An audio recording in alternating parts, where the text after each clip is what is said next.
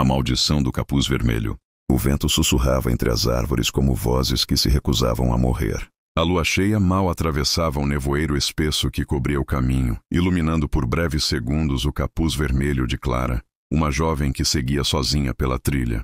A cesta que carregava balançava a cada passo. Dentro havia pão, vinho e um pote de mel, mas também algo mais. Uma pequena adaga de prata, herança da avó. A mãe havia dito que ela jamais deveria sair da trilha, mas a floresta parecia viva, sussurrando seu nome, atraindo-a cada vez mais para dentro. Quando o primeiro uivo soou, distante, Clara se deteve. Não era o som de um lobo comum, havia algo humano naquele som.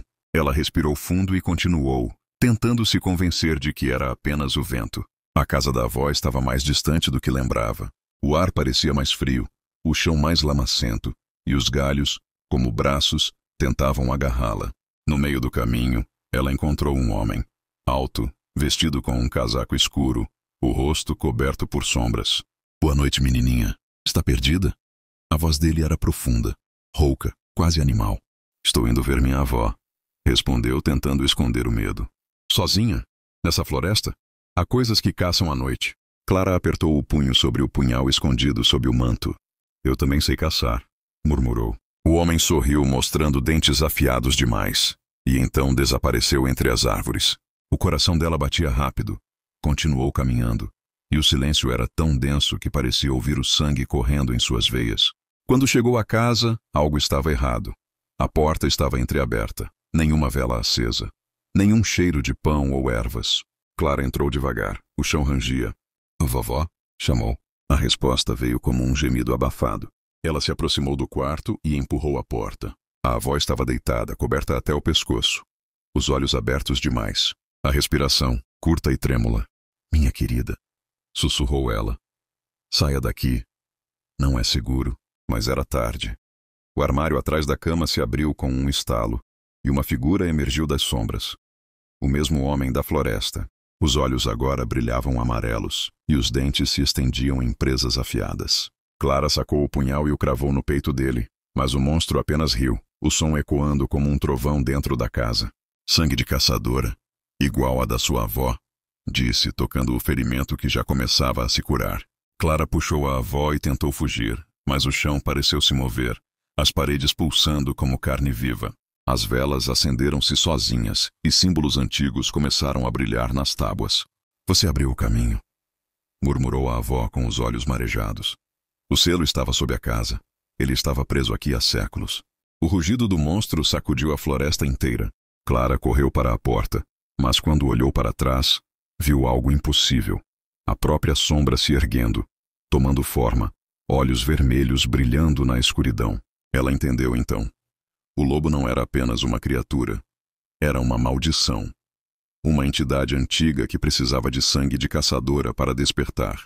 A última coisa que se ouviu foi o som do vento soprando o capuz vermelho, enquanto a floresta engolia a casa. A floresta estava em silêncio há dias. Os aldeões diziam que era porque o mal dormia, mas nem o silêncio conseguia esconder os sussurros que vinham do norte, onde a casa da avó de Clara havia desaparecido. Alguns juravam ter visto um capuz vermelho pendurado em uma árvore. Outros, olhos dourados espreitando do nevoeiro.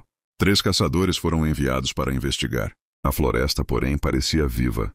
As árvores se moviam, os caminhos se desfaziam e o cheiro de sangue impregnava o ar. Na terceira noite, um deles encontrou algo. Uma pequena cabana reconstruída sobre as ruínas da antiga. Dentro, havia uma fogueira acesa e, diante dela, uma mulher com um manto escarlate, penteando o cabelo diante de um espelho rachado. "Clara?" sussurrou o caçador mais velho, reconhecendo-a. Ela se virou devagar. O rosto era o mesmo, mas os olhos eram 2 círculos de âmbar, como o lobo da lenda. "Vocês vieram me buscar", disse com um sorriso suave. "Mas eu não sou mais quem vocês procuram." O caçador ergueu a arma, mas algo o impediu. O ar ficou denso, o chão tremeu, e um uivo atravessou as árvores, fazendo o sangue gelar em suas veias. "Ele vive dentro de mim", continuou ela, levantando-se. "O lobo e a caçadora. 2 almas. Uma maldição." Atrás dela, a sombra se alongou, ganhando forma. Garras surgiram, dentes, e a floresta respondeu com outro uivo, mais próximo, mais faminto. Os caçadores tentaram correr, mas a floresta os engoliu. Os gritos duraram pouco. Clara, ou o que restava dela, observou o sangue escorrer pela terra. A lua se refletia em seus olhos como ouro derretido.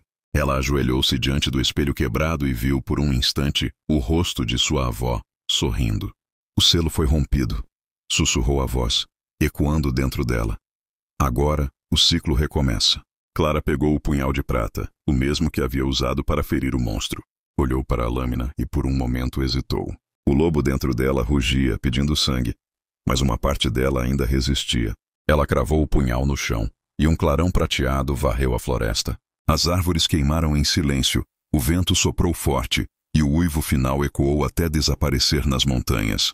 Quando os primeiros raios de sol atravessaram o nevoeiro, a floresta estava calma novamente. Onde antes havia ruína, agora só havia cinzas e uma pedra coberta de musgo.